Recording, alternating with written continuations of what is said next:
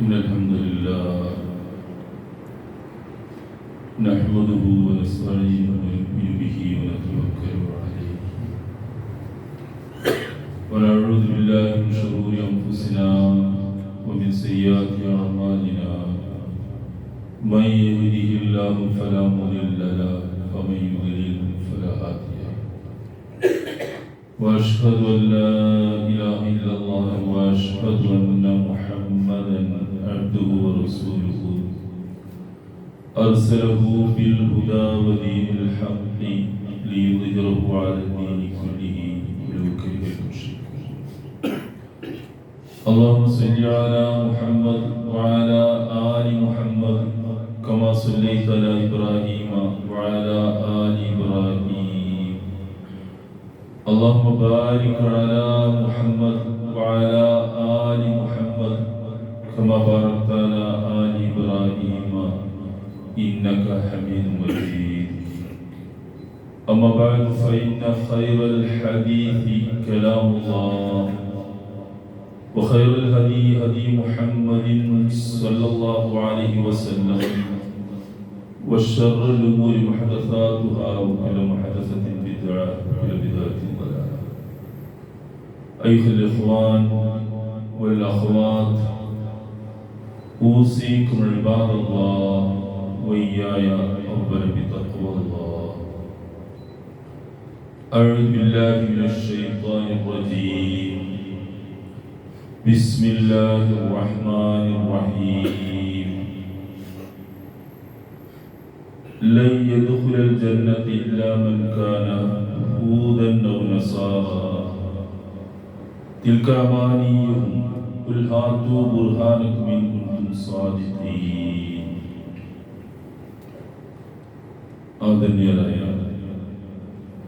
മുസ്ലിം സഹോദരന്മാരെ, സഹോദരിമാരെ, സർവശക്തനായ അല്ലാഹുവിന്റെ വിധി വിലക്കുകൾ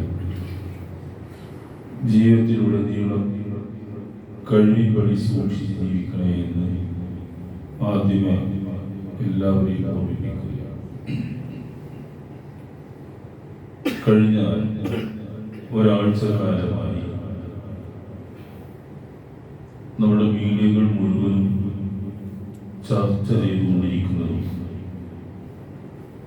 നമ്മളെല്ലാവരുടെയും ചർച്ചകളിലേക്ക് കടന്നു വരികയും ചെയ്ത സംഗതിയാണ് മധ്യ പൗരസ്ത്യ ദേശത്ത് നടക്കുന്ന യുദ്ധങ്ങൾ. ഇത് ഇടക്കിടക്ക് ആ ഭാഗത്ത് മിഡിൽ ഈസ്റ്റിലും ഒക്കെ പലപ്പോഴും ഒക്കെ ഉണ്ടാകുന്ന ഒരു സംഗതിയാണ്. ഇപ്പോഴും ഒരാഴ്ച കാലമായി യുദ്ധം നടക്കുകയാണ്. ഈ യുദ്ധത്തിൽ എപ്പോഴും ഒരു പക്ഷത്ത് അക്രമിയായി നിൽക്കുന്നത് ഇസ്രായേൽ എന്ന പേരിൽ അറിയപ്പെടുന്ന ഒരു ജൂത രാഷ്ട്രമാണ്. ലോകത്ത് പല യുദ്ധങ്ങളും നടക്കാറുണ്ട്. മുമ്പ് കുറെ യുദ്ധങ്ങളൊക്കെ വലുതും ചെറുതൊക്കെ നടന്ന് നമ്മൾ ചരിത്രത്തിലൊക്കെ വായിക്കുകയും പഠിക്കുകയും ചെയ്തിട്ടുണ്ട്. ഈ യുദ്ധങ്ങളൊക്കെ, ഇപ്പോൾ നടക്കുന്ന ഈ യുദ്ധമൊക്കെ നമ്മളുമായി ഏതെങ്കിലുമൊക്കെ നിലക്ക് ബന്ധപ്പെടുന്നു എന്നതാണ് ഇതിലെ ഒരു പ്രശ്നം. കഴിഞ്ഞ ഒരു വർഷത്തിലേറെയായി ഇസ്രായേൽ എന്ന് പറയുന്ന ആ രാജ്യം, കൊച്ചു രാജ്യം, ഗസ എന്ന് പറയുന്ന ഒരു പ്രദേശം, ഫലസ്തീൻ ഒരു ഭാഗമാണ്. ആ ഭാഗത്ത് നിരന്തരം ബോംബ് എറിയുകയും പിഞ്ചു കുഞ്ഞുങ്ങളടക്കം, കുട്ടികളടക്കം സിവിലിയൻസിനെ മുഴുവൻ കൊന്നൊടുക്കുകയും ചെയ്യുന്ന ഒരു സംഗതി നമ്മുടെയൊക്കെ ശ്രദ്ധയിലുണ്ട്, നമ്മുടെ പ്രാർത്ഥനയിലും വരുന്നുണ്ട്. ലോകത്ത് പല ആളുകളുടെയും എതിർപ്പുണ്ടായിട്ടും അതങ്ങനെ തുടർന്നുകൊണ്ടേയിരിക്കുകയാണ് ഇസ്രായേൽ എന്ന് പറയുന്ന ഒരു രാജ്യം. ഇപ്പോൾ മറ്റൊരു രാജ്യത്തെ, ഒരു ഷിയ ഭരണകൂടം നിലനിൽക്കുന്ന ഒരു രാജ്യത്തെ ന്യായമായി പറയാവുന്ന ഒരു കാരണവുമില്ലാതെ പെട്ടെന്നൊരു ദിവസം കയ്യേറ്റം നടത്തി മുസ്ലിം ലോകത്താകെ അങ്കലാപ്പുണ്ടാക്കുന്ന ഒരു പ്രശ്നമാക്കി മാറ്റി. ഇതിൽ നമ്മൾ അറിയേണ്ട ഒരു ഭാഗമാണ് ചിലത് നമ്മുടെ ശ്രദ്ധയിലേക്ക് കൊണ്ടുവരുന്നത്. എന്താണ് ഈ ഇസ്രായേൽ എന്ന് പറയുന്ന വിഭാഗം? എന്താണ് ഈ യഹൂദികൾ എന്നൊക്കെ പറയുന്നത്? വിശുദ്ധ ഖുർആനിൽ 60-ലധികം സ്ഥലത്ത് ഇസ്രായേൽ, ബനി ഇസ്രായേൽ എന്ന് ഉപയോഗിച്ചിട്ടുണ്ട്. ഏതാണ്ട് 10 സ്ഥലങ്ങളോളം യഹൂദികൾ എന്ന് ഉപയോഗിച്ചിട്ടുണ്ട്. ഹദീസിൽ ഒരുപാട് സ്ഥലത്ത് യഹൂദികൾ എന്നും ഇസ്രായേൽ എന്നും ഉപയോഗിച്ചിട്ടുണ്ട്. ഖുർആനിൽ യാ അഹ്ലൽ കിതാബ്, വേദക്കാരെ എന്ന് വിളിച്ചുകൊണ്ടും ജൂതന്മാരെയും ക്രിസ്ത്യാനികളെയും പറ്റി പറഞ്ഞു. ഒരുപക്ഷെ ഏറ്റവും അധികം ഖുർആൻ പരാമർശിച്ച പ്രവാചകൻ ഇവരിലേക്ക് നിയുക്തനായ മൂസാ നബി അലൈഹി ഇസ്ലാമിയാണ്. മൂസാ നബി അലൈഹി ഇസ്ലാമിയുടെ ചരിത്രം പറഞ്ഞതുപോലെ മറ്റു നബിമാരുടെ ചരിത്രം ഖുർആനിൽ ആവർത്തിച്ചു പറയുന്നില്ല. അത്രയധികം അവരുമായി ബന്ധപ്പെട്ട ഒരുപാട് കാര്യങ്ങൾ വിശുദ്ധ ഖുർആൻ പരാമർശിക്കുന്നുണ്ട്. ആ ഇസ്രായേലിൽ തന്നെയാണ് ഇപ്പോൾ നമ്മൾ ഈ പറയുന്ന ഈ യുദ്ധക്കെടുതികളൊക്കെ നിരന്തരം ഉണ്ടാക്കിക്കൊണ്ടിരിക്കുന്ന ഈ ഇസ്രായേൽ എന്ന് പറയുന്നത്. ഇതൊരു കുടുംബമാണ്, ഒരു കുടുംബമാണിത്. ഇസ്ലാമിക ചരിത്രത്തിൽ ഇബ്രാഹിം നബി അലൈഹിസ്സലാം 4000 വർഷത്തെ പഴക്കമാണ് അദ്ദേഹത്തിന്റെ ചരിത്രത്തിന് വിലയിരുത്തുന്നത്. ഇബ്രാഹിം നബി അലൈഹി ഇസ്ലാമിയുടെ അദ്ദേഹം ഇറാഖിലാണ്, ഇറാഖിലാണ് ജനിക്കുന്നത്. അവിടുന്ന് അദ്ദേഹം ഹിജ്റ പോയ സ്ഥലമാണ് ഈ ഫലസ്തീൻ എന്ന് പറയുന്ന ഈ നാട്. ബൈത്തുൽ മുഖദ്ദസ് കേന്ദ്രമാക്കിയാണ് അദ്ദേഹത്തിന്റെ പ്രബോധന പ്രവർത്തനങ്ങൾ നടക്കുന്നത്. ഇറാഖിൽ നിന്ന് ഫലസ്തീനിലേക്ക് വന്നിട്ടുണ്ട്. അവിടെ അദ്ദേഹം ജീവിച്ചിരുന്നത് അദ്ദേഹത്തിന്റെ ഭാര്യ സാറ, രണ്ടാമത്തെ മകനായ ഇസ്ഹാഖ് എന്ന് പറയുന്ന നബി മകൻ, ഇവരുമായിട്ടാണ് ഇബ്രാഹിം നബി അലൈഹി ഇസ്ലാം ഈ ഫലസ്തീനിൽ ജീവിച്ചിരുന്നത്. അവിടെ ദഅവത്ത് നടത്തി, പ്രബോധന പ്രവർത്തനങ്ങൾ നടത്തി. ബൈത്തുൽ മുഖദ്ദസ് എന്ന് പറയുന്ന ഈ വിശുദ്ധ പള്ളിയായിരുന്നു അദ്ദേഹത്തിന്റെ കേന്ദ്രം. ആ ഭാഗത്ത് വന്ന മുഴുവൻ നബിമാരുടെയും, അഥവാ ഈസാ നബി അലൈഹി ഇസ്ലാം അടക്കമുള്ള എല്ലാ നബിമാരുടെയും കേന്ദ്രം ഈ ബൈത്തുൽ മുഖദ്ദസ് ആയിരുന്നു. അവിടെ ഈ ഇസ്ഹാഖ് നബിയുടെ മകനായിട്ട് ജനിച്ച നബിയാണ് യാക്കൂബ് നബി. നമുക്ക് അറിയുന്ന പേരുകളാണ്. യാക്കൂബ് നബി അദ്ദേഹത്തിന്റെ ഒരു മറ്റൊരു വിളിപ്പേരായിരുന്നു, സ്ഥാനപ്പേരായിരുന്നു ഇസ്രായേൽ എന്നത്. യാക്കൂബ് നബിയുടെ മറ്റൊരു പേരാണ് ഇസ്രായേൽ എന്നത്. അദ്ദേഹത്തിന്റെ 12 മക്കൾക്ക് പറയുന്ന പേരാണ് ബനി ഇസ്രായേൽ, ഇസ്രായേൽ സന്തതികൾ എന്ന് പറയുന്നത്. നിങ്ങൾക്കൊക്കെ അറിയുന്ന സംഭവങ്ങളാണ്. ഈ 12 മക്കളിൽ 11ാമത്തെ മകനാണ് യൂസുഫ് നബി അലൈഹിസ്സലാം. 12ാമത്തെ മകനാണ് ബെന്യാമീൻ എന്ന പേരിൽ അറിയപ്പെടുന്ന യൂസുഫ് നബിയുടെ ഇളയ സഹോദരൻ. ഇവരൊക്കെ ഉണ്ടായിരുന്നത് ഈ ഫലസ്തീനിലാണ്. പിന്നീട് സംഭവിക്കുന്ന ഒരു സംഗതി, ഈ യൂസുഫ് നബി അലൈഹി ഇസ്ലാമിയെ അദ്ദേഹത്തിന്റെ സഹോദരന്മാർ തട്ടിക്കൊണ്ടുപോവുകയും പിതാവിന്റെ അടുക്കൽ തട്ടിക്കൊണ്ടുപോയി കിണറ്റിലിട്ട സംഭവം നിങ്ങൾക്ക് എല്ലാവർക്കും അറിയാം, ഓർമ്മയുണ്ടാവും. ആ കിണറ്റിൽ നിന്ന് അദ്ദേഹത്തെ രക്ഷപ്പെട്ട് കൊണ്ടുപോയി അദ്ദേഹത്തെ ഈജിപ്തിൽ കൊണ്ടുപോയി വിൽപ്പന, അടിമയായി വിൽക്കുകയാണ് ചെയ്യുന്നത്. പിന്നീട് അവിടെ ജയിലിൽ പോയതും ഖലീഫയുമായി ഉണ്ടായ സംഭവം, അവസാനം അദ്ദേഹം ഈജിപ്തിലെ ഭരണാധികാരിയായി മാറുന്നതും ഒക്കെ ഖുർആൻ സൂറത്ത് യൂസുഫിൽ വിശദീകരിക്കുന്നുണ്ട്.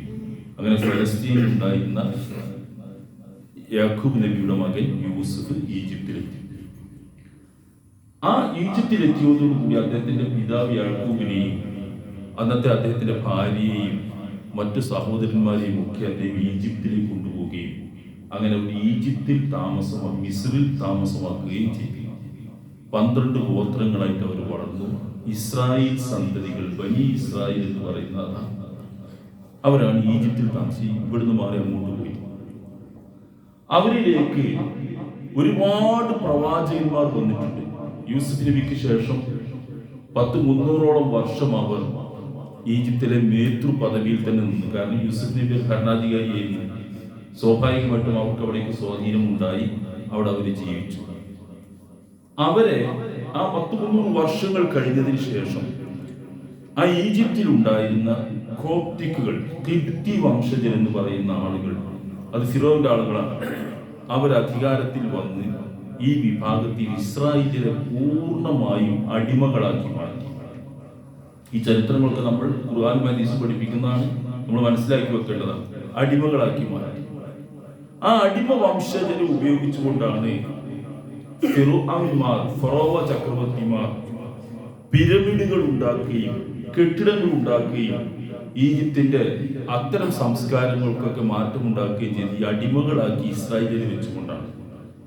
അവരിലേക്ക് അവരെ മോചിപ്പിക്കാൻ വേണ്ടി നിയുക്തനായ നബിയാണ് മൂസാ നബി അലൈഹി ഇസ്ലാം. മൂസാ നബി അലൈഹി ഇസ്ലാമിക്ക് 2 ദൗത്യങ്ങൾ നിർവഹിക്കാനുണ്ടായിരുന്നു. ഒന്ന്, അദ്ദേഹം ഫിറോന്റെ അടുക്കൽ ചെന്ന് വസിൽ മഅി ബനി ഇസ്രായേൽ, ഈ ഇസ്രായേലിലൊക്കെ എന്റെ കൂടെ അയക്കണം, അവർ വിമോചിപ്പിക്കണം, അതാണ് എന്റെ ദൗത്യമെന്നാണ്. രണ്ടാമത്, അദ്ദേഹത്തിന് അതിനേക്കാൾ പ്രാധാന്യത്തോടെ നിർവഹിക്കാണ്ടായിരുന്നൊരു ഭാഗം, അവർ പശുക്കുട്ടിയായിരുന്നു ആരാധിച്ച് പശുപൂജ നടത്തുന്ന ആളുകളായിരുന്നു. ഇവിടെ രാജ്യത്ത് പശുപൂജ നടത്തുന്ന ആളുകളായിരുന്നു. ആ പശു ആരാധനയിൽ നിന്ന് അവർ തൗഹീദിലേക്ക് കൊണ്ടുവരണം. ഈ 2 കാര്യവുമായിട്ട് മൂസാ നബി അവരെ സമീപിച്ചു. അവർക്ക് അതിനനുസരിച്ചുള്ള ആദർശ പ്രബോധനവും ഒക്കെ നടന്നു. 700-700 വർഷങ്ങൾ അങ്ങനെ നീണ്ടുപോയതിനു ശേഷമാണ് പിന്നീട് ഈസാ നബി അലൈഹി ഇസ്ലാം വരുന്നത്. ഈ കാലയളവിനുള്ളിൽ റസൂൽ സല്ലല്ലാഹു അലൈഹി വസല്ലം പറയുന്നത്, കാനതു ബനൂ ഇസ്രായീല തസൂസുഹുൽ അംബിയാ കുല്ലമാ ഹലക നബിയ്യുൻ ഖലഫഹു നബിയ്യുൻ വലാകിൻ ലാ നബിയ്യ ബഅദി. ഈ ഇസ്രായേൽ സന്തതികളെ മുഴുവൻ നയിച്ചിരുന്നത് നബിമാരാണ്. കുല്ലമാ ഹലക നബിയ്യുൻ ഖലഫഹു നബിയ്യുൻ, ഒരു നബി മരിച്ചു കഴിഞ്ഞാൽ അയാളുടെ ശേഷം അടുത്ത മകൻ നബിയായിട്ട് വരും. അങ്ങനെ നബിമാരില്ലാത്തൊരു കാലം അവർക്കില്ലായിരുന്നു. അങ്ങനെ നബിമാരുടെ ഒരു ശൃംഖല തന്നെ ഇസ്രായേൽ സമൂഹത്തെ, മൂസാ നബി അലൈഹി ഇസ്ലാമിയുടെ ആ സമൂഹത്തെ നയിച്ചു.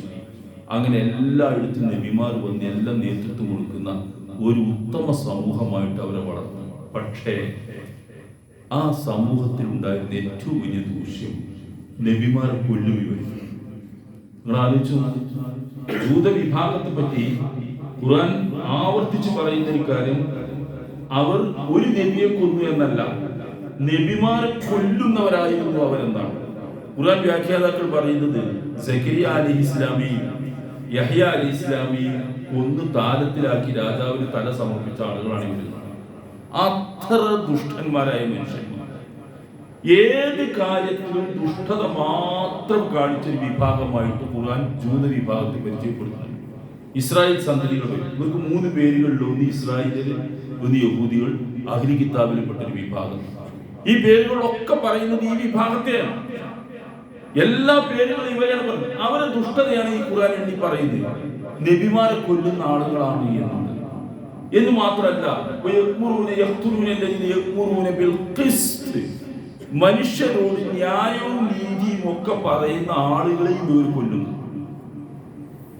ഖുർആന്റെ വാക്കുകളാണത്. ന്യായം കൽപ്പിക്കുന്ന, ന്യായത്തിന്റെ ഭാഗത്ത് നിൽക്കുന്ന ആളുകളെ ഒരു കാരണവും ഇല്ലാതെ കൊല്ലും. ഇപ്പോൾ ഈ നടന്ന കൊലപാതകങ്ങളൊക്കെ ശ്രദ്ധിച്ചു നോക്കുക. ഒരു ന്യായവും ഇല്ലാതെ ആളുകളെ കൊല്ലും ഇവര്. നബിമാരെയും ഇവർ കൊന്നിട്ടുണ്ട്. അതൊന്നും ഒരിക്കലും പ്രശ്നമേ അല്ല. അങ്ങനെ ജീവിക്കുന്ന ഒരു വിഭാഗം, വിശ്വാസപരമായ ഒരുപാട് വ്യതിയാനങ്ങൾ. ഈ ദുഷ്ടത ഖുർആൻ പ്രത്യേകമായിട്ട് എടുത്തു പറയുന്ന ഈ വിഭാഗത്തെ പറ്റി ഈ നിങ്ങൾ നോക്കൂ. മൂസാ നബി അലൈഹി ഇസ്ലാമിയുടെ കാലത്തിന് ശേഷം ഈസാ നബി അലൈഹി ഇസ്ലാം വന്നു. അതിനുശേഷമാണ് മുഹമ്മദ് ഇസ്ലാസ് വരുന്നത്. ഈസാ നബി അലൈഹി ഇസ്ലാം അവരുടെ മുഖ്യ ശത്രുവായിരുന്നു. നിങ്ങൾ ആലോചിച്ചു, ഒരു ജനവിഭാഗത്തെ അള്ളാഹു ഏറ്റവും ഉയർന്ന നിലപാടിലാണ് വളർത്തിയത്. ഖുർആനിൽ നമ്മളൊക്കെ ഓതുന്ന ആയത്തുകൾ, യാ ബനി ഇസ്രായീൽ, സൂറത്തുൽ ബഖറയിൽ ഇങ്ങനെ ആവർത്തിച്ചു വരുന്നു, യാ ബനി ഇസ്രായീൽ, ഇസ്രായേല്യരെ എന്നാണ് വാക്കിനർത്ഥം. ഇസ്രായേൽ സന്തതികളെ, ഈ ഇസ്രായേലിനെയാണ് സംബോധന ചെയ്യുന്നത്. ഇസ്രായേലികളെ, ഉദ്കുറൂ നിഅമതി അല്ലതി അൻഅംതു അലൈക്കും, നിങ്ങൾക്ക് ഞാൻ ചെയ്തു തന്ന അനുഗ്രഹങ്ങളെ കുറിച്ച് നിങ്ങൾ ഓർക്കണം. വന്നി ഫവ്വൽതുകും അലൽ ആലമീൻ, ലോകത്തുള്ള ഒരുപാട് മനുഷ്യരെക്കാൾ നിങ്ങൾക്ക് ഞാൻ ശ്രേഷ്ഠത നൽകിയിട്ടുണ്ട്. ലോകത്തുള്ള പലർക്കുള്ളതിനേക്കാളും പല കഴിവുകളും പല യോഗ്യതകളും പല മഹത്വങ്ങളും നൽകിയിട്ടുണ്ട്. ഇതൊക്കെ നിങ്ങൾ ഓർക്കണം. അതുകൊണ്ട് നിങ്ങൾ എന്ത് ചെയ്യരുത്, നിങ്ങൾ അള്ളാഹുവിന്റെ അനുഗ്രഹങ്ങൾക്ക് നന്ദി കേട് കാണിക്കരുതെന്ന് ഇസ്രായേലിനെ എന്ന് വിളിച്ചുകൊണ്ട് പറയുന്നു. പക്ഷെ ആ ഇസ്രായേലരാണ് ഈ നന്ദികളൊക്കെ കാണിക്കുന്നത്. നോക്കി, ഈസാ നബി അലൈഹി ഇസ്ലാം അവരിലേക്ക് കൂടി വന്നൊരു പ്രവാചകനായിരുന്നു. മൂസാ നബി അലൈഹി ഇസ്ലാമിക്ക് ശേഷം വന്ന നബിയാണ് ഈസാ നബി അലൈഹി ഇസ്ലാം. ആ ഈസാ നബി അലൈഹി ഇസ്ലാമെ അവരുടെ വാദപ്രകാരം ഖത്തരു അവർ കൊന്നു കളഞ്ഞു. ഈസാ നബി അവർ കൊന്നു കളഞ്ഞു. ഒരു നബിയെ പിടിച്ചു കൊല്ലുക, അവർ കൊന്നു. പക്ഷെ കൊല്ലാൻ നടന്നില്ല. ഖുർആൻ പറയുന്നു, വമാ ഖതലൂഹു വമാ സ്വലബൂഹു ബൽ ശുബ്ബിഹ ലഹു.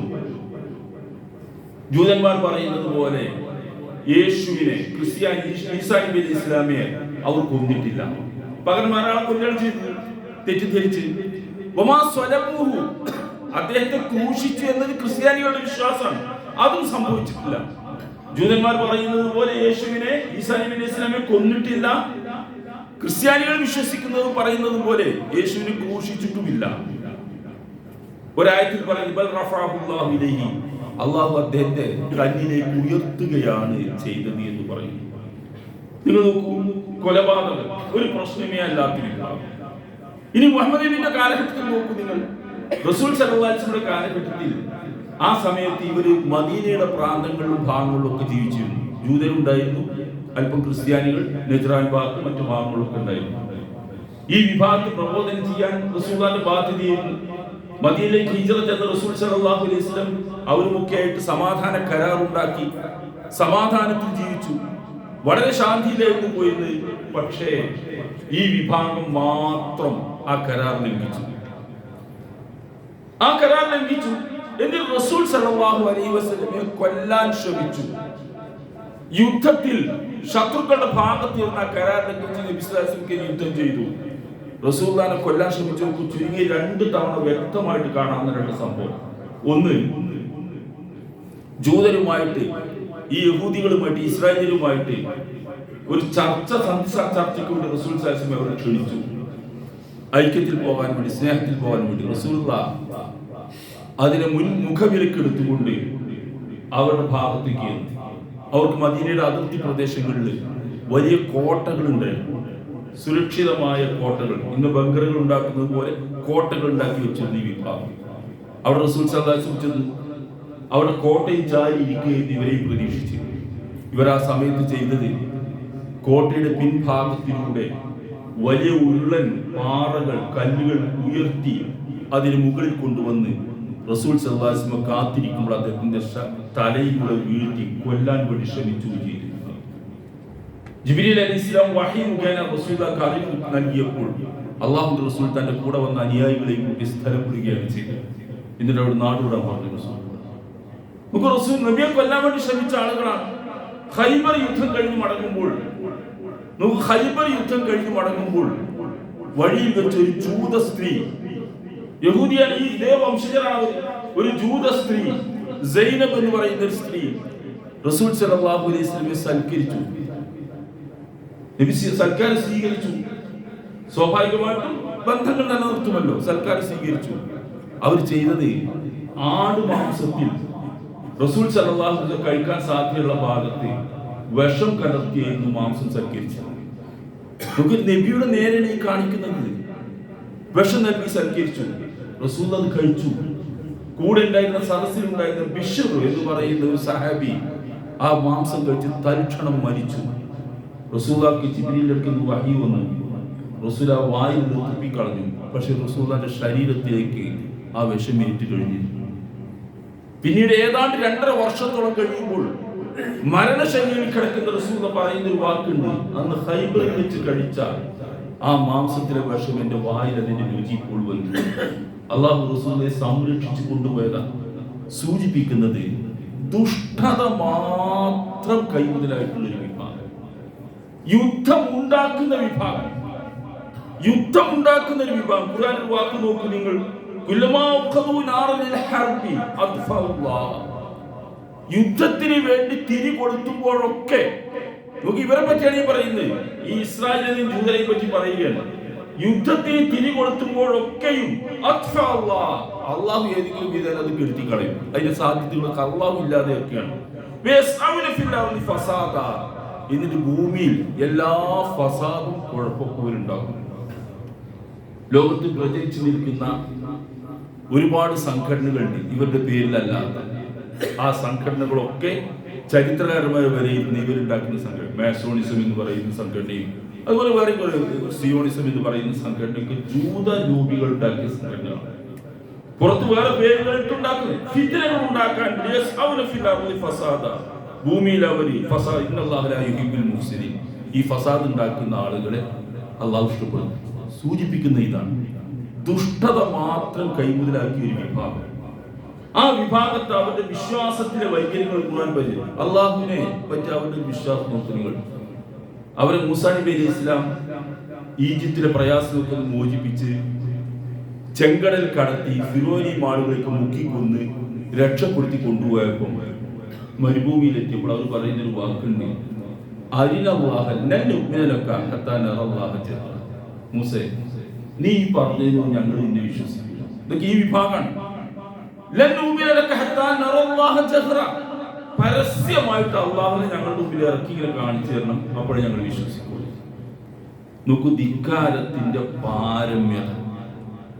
പരസ്യമായിട്ട് അള്ളാഹുവിനെ മുന്നിൽ കാണിച്ചാൽ ഞങ്ങൾ വിശ്വസിക്കാം, അല്ല ഞങ്ങൾ നിന്നെ വിശ്വസിക്കുന്ന പ്രശ്നമല്ല. അവർക്ക് എന്തെങ്കിലും കുറച്ച് ദാരിദ്ര്യം വരുമ്പോൾ അവർ പറയും അള്ളാഹുവിന്റെ കൈ ബന്ധിക്കപ്പെട്ടതാണ്. ഒരു പൈസ ചെലവാക്കാത്ത മഹാപിശുക്കനാണ് അള്ളാഹു എന്ന് നോക്ക്. അള്ളാഹുവിനെ പറ്റിയുള്ള വിശ്വാസമാണ്. നബിമാരെ പറ്റി വേണ്ടാത്തൊക്കെ പറയുന്നു. വേദഗ്രന്ഥത്തിൽ ഇഷ്ടം പോലെ തിരുത്തലുകൾ നടത്തി.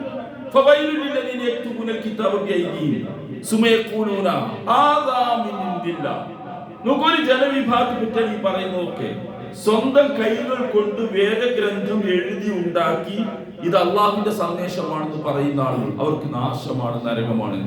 വേദഗ്രന്ഥം ദൈവത്തിന്റെ വാക്യമാണ്, അള്ളാഹുവിന്റെ വാക്യമാണ്. അത് തന്നിഷ്ടം അനുസരിച്ച് തിരുത്താൻ പാടുള്ളതല്ല. പക്ഷെ ഇവര് തൗറാത്തിന് പകരം വർഷങ്ങൾ പിന്നിട്ടതിന് ശേഷം എഴുതി ഉണ്ടാക്കിയ വേദഗ്രന്ഥത്തിന്റെ സ്ഥാനത്ത് നിൽക്കുന്ന അവർ ഇപ്പോഴും ആരംഭിക്കുന്ന തെൽമൂദ് വേദഗ്രന്ഥത്തിന് പകരമുള്ള ഗ്രന്ഥമാണ്. തൗറാത്തല്ല അവർ അവലംബിക്കുന്നത്. തോറ വളരെ ഭവ്യതയോടുകൂടി ആരാധനാ സമയത്ത് തുറന്നു തൊട്ടു നോക്കുമെന്നല്ലാതെ ചിലപ്പോൾ അതിനെയും ഭവ്യതയോടുകൂടി വണങ്ങുമെന്നല്ലാതെ അത് അവരുടെ ജീവിതത്തിൽ നടപ്പാക്കാറില്ല. പകരം അവരുടെ റബ്ബിമാർ പുരോഹിതന്മാർ എഴുതി ഉണ്ടാക്കിയ തൗറാത്തിന് പകരം ഉണ്ടാക്കിയ ഈ ഗ്രന്ഥം തെൽമൂദ് അവലംബിച്ചുകൊണ്ട് അവർ ജീവിക്കുക. അവർക്ക് ഇഷ്ടമുള്ളതൊക്കെ എഴുതി മാറ്റി തിരിക്കും. നിങ്ങൾ നോക്കുക, അള്ളാഹുവിനെ പറ്റിയുള്ള വിശ്വാസത്തിലെ അബദ്ധം, ദുഷ്ടത കാണിക്കുന്ന മനസ്സ്. നോക്കൂ, ഖുർആൻ പറയുന്ന ഒരു വാക്ക്, അവർക്ക് അധികാരത്തിൽ നിന്ന് ഒരു തരിമ്പ് കൈവശമില്ല. അങ്ങനെ അവർക്ക് വല്ലതും ഉണ്ടായിരുന്നെങ്കിൽ ജനങ്ങൾക്ക് ഒരു തരിമ്പ് പോലും അവർ ഒന്നും കൊടുക്കുകയായിരുന്നു. അധികാരം അവരുടെ കയ്യിലാണെങ്കിൽ ഒരു തരിമ്പ് പോലും ജനങ്ങൾക്ക് ഒന്നും കൊടുക്കാത്ത പിശുക്കന്മാരാണ്, ദുഷ്ടന്മാരാണ്. ജനങ്ങൾക്ക് നൽകിയതൊക്കെ കടുത്ത അസൂയ വെച്ച് പുലർത്തുന്ന ആളുകളാണ്.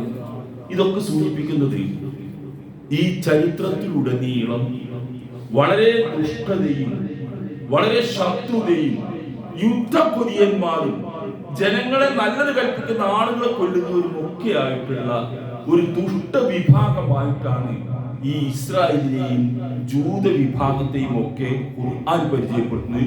നബി സല്ലല്ലാഹു അലൈഹി വസല്ലം ഹദീസുകളും നമുക്ക് പരിചയപ്പെടുന്നു. ഇതിന് സാന്ദർഭികമായിട്ട് നമ്മൾ അറിഞ്ഞു വെക്കേണ്ട ഒരു കാര്യമാണ്.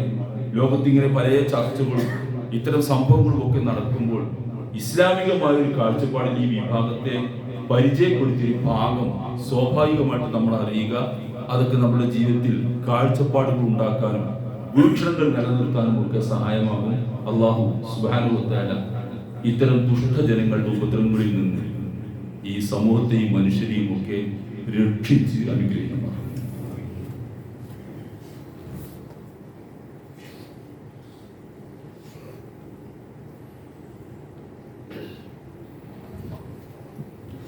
അൽഹംദുലില്ലാഹ് വസ്സലാത്തു വസ്സലാമു അലാ റസൂലില്ലാഹ് വഅലാ ആലിഹി വസഹ്ബിഹി അജ്മഈൻ. ഇത്തഖുല്ലാഹ ഇബാദല്ലാഹ്. അല്ലാഹുവിനെ സൂക്ഷിച്ച് ജീവിക്കണേ എന്ന് ഒരിക്കൽ കൂടി എല്ലാ ഉള്ളത്തിലും ഓർമ്മിപ്പിക്കുകയാണ്. നബി സല്ലല്ലാഹു അലൈഹി വസല്ലം അന്ത്യനാളോടനുബന്ധിച്ച് നടക്കുന്ന അനേകം കാര്യങ്ങൾ നേരത്തെ പ്രവചിച്ചിട്ടുണ്ട്, മുൻകൂട്ടി നമ്മൾക്ക് അറിയിച്ചു തന്നിട്ടുണ്ട്. ആ കൂട്ടത്തിലൊന്ന് ഈ ജൂത സമൂഹത്തിന്റെ, ഇസ്രായേൽ സമൂഹത്തിന്റെ പര്യവസാനത്തെ കുറിച്ചാണ്. ഖുർആൻ തന്നെ സൂറത്തിൽ ഇസ്രായേലിന്റെ ആദ്യ ഭാഗത്ത് സംഭവിക്കുന്ന ചില കാര്യങ്ങൾ പറയുന്നിടത്ത് നിഷ്ഠൂരമായിട്ട് ചില ആളുകൾ ഇവരെ കൊന്നു നശിപ്പിക്കുമെന്നാണ് ചരിത്രത്തിൽ ഇത് കാണാം. ഒക്കെ ചരിത്രം വായിച്ചു പഠിക്കുന്ന ആൾക്ക് മനസ്സിലാകുന്ന അവസാനം 2 തവണ ഇങ്ങനെ കഴിഞ്ഞ് 3-ാമത് ഇവർ ഉയർത്തെഴുന്നേറ്റ് വരികയും അവസാനം ഖിയാമത്ത് നാളിന്, അന്ത്യനാളിന് മുമ്പായിട്ട് നടക്കുന്ന ഒരു സംഭവം റസൂൽ സല്ലല്ലാഹു പറയുന്നത് ഈസാ നബി അലൈഹി ഇസ്ലാമിയുടെ ആഗമനവും ഈസാ നബി അലൈഹി ഇസ്ലാം ഇറങ്ങി വരുന്നതും ഇവർക്കെതിരെ യുദ്ധം നയിക്കുന്നതുമാണ്. ഇസ്രായേലിന്റെ ഭാഗത്ത് ബാബുൽ ലുദ് എന്ന് പറയുന്ന ഒരു സ്ഥലത്ത് വെച്ച് ഇവരുമായിട്ട് ഏറ്റുമുട്ടി അവർ നശിപ്പിക്കുമെന്നാണ്. ഹദീസിൽ റസൂൽ പറയുന്നത് ഇസ്ഫഹാനിലെ, ആ വാക്കിന് ഇസ്ഫഹാനിലെ 70,000 ജൂതന്മാർ ദജ്ജാലിനോട് കൂടെ ഈസാ നബിയോട് പടപൊരുതാൻ വന്നിരിക്കുമെന്നാണ്. 70,000 ജൂതന്മാർ ഇസ്രായേലിലെ ഇസ്ഫഹാൻ എന്ന് പറയുന്ന പ്രദേശത്ത് നിന്ന് വരുമെന്നാണ്. അവരുമായിട്ട് ഏറ്റുമുട്ടി ബാബുൽ ലുദ് എന്ന് പറയുന്ന ആ സ്ഥലമൊക്കെ, അവിടെയുള്ള സ്ഥലങ്ങൾ, അവിടെ വെച്ച് ഏറ്റുമുട്ടി അവർ കൊല്ലുമെന്നൊക്കെ ഹദീസ്. നിങ്ങൾ നോക്കൊരു ഹദീസിന്റെ വാക്യം, ലാ തഖൂമുസ് സാഅ ഹത്താ യുഖാതിൽ മുസ്ലിമൂന അൽ യഹൂദ, മുസ്ലിങ്ങൾ ജൂതന്മാരുമായി യുദ്ധം സംഭവിക്കാതെ, യുദ്ധം ചെയ്യാതെ അന്ത്യനാൾ സംഭവിക്കുകയില്ല. ഫയഖ്തുലുൽ മുസ്ലിമൂൻ, എല്ലാ മുസ്ലിങ്ങൾ അവരെ കൊന്നുകളയും, ഈ ജൂത വിഭാഗത്തെ കൊന്നുകളയും.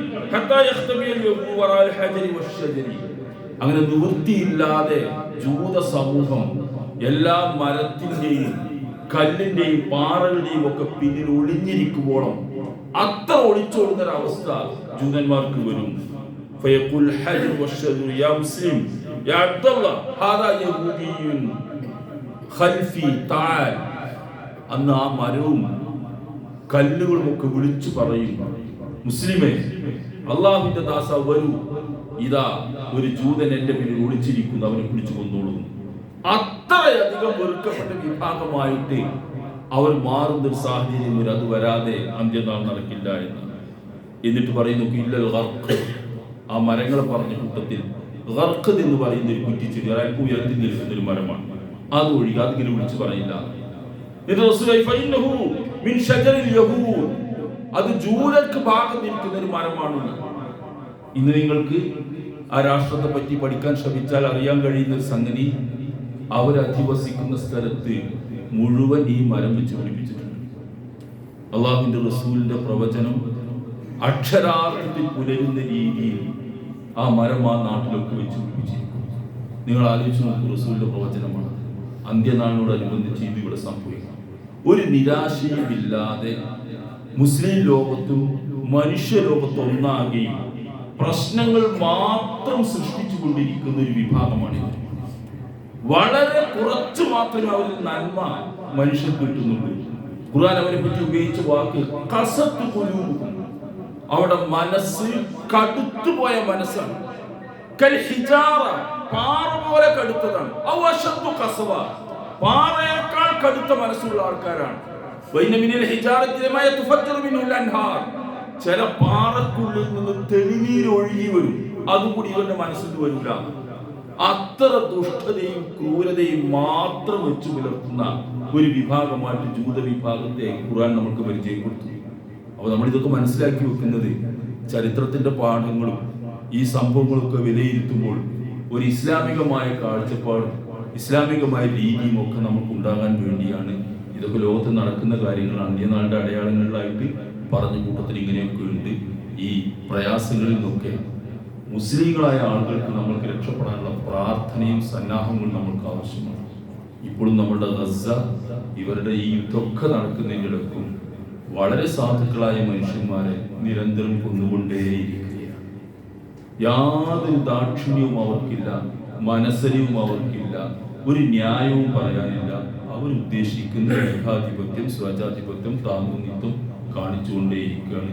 അള്ളാഹുവിനോട് നമ്മൾ പ്രാർത്ഥിക്കുക, ഈ ദുഷ്ടതയിൽ നിന്നും, ഈ നിയന്ത്രണങ്ങളില്ലാത്ത കാർക്കശ്യത്തിൽ നിന്നും, ക്രൂരതയിൽ നിന്നുമൊക്കെ മുസ്ലിം സമൂഹത്തെയും മനുഷ്യ സമൂഹത്തിനും രക്ഷ ചോദിച്ചുകൊണ്ട് അള്ളാഹുവിനോട് പ്രാർത്ഥിക്കുക. സർവശക്തനായ അള്ളാഹു നമ്മളെല്ലാവരെയും അനുഗ്രഹിക്കുമാറാകട്ടെ. അല്ലാഹുമ്മ ഗ്ഫിർ ലിൽ മുഅ്മിനീന വൽ മുഅ്മിനാത്ത് വൽ മുസ്ലിമീന വൽ മുസ്ലിമാത്ത് ഇന്നക മുജീബു ദഅവാതി യാ ഖാദിയൽ ഹാജാത്ത്.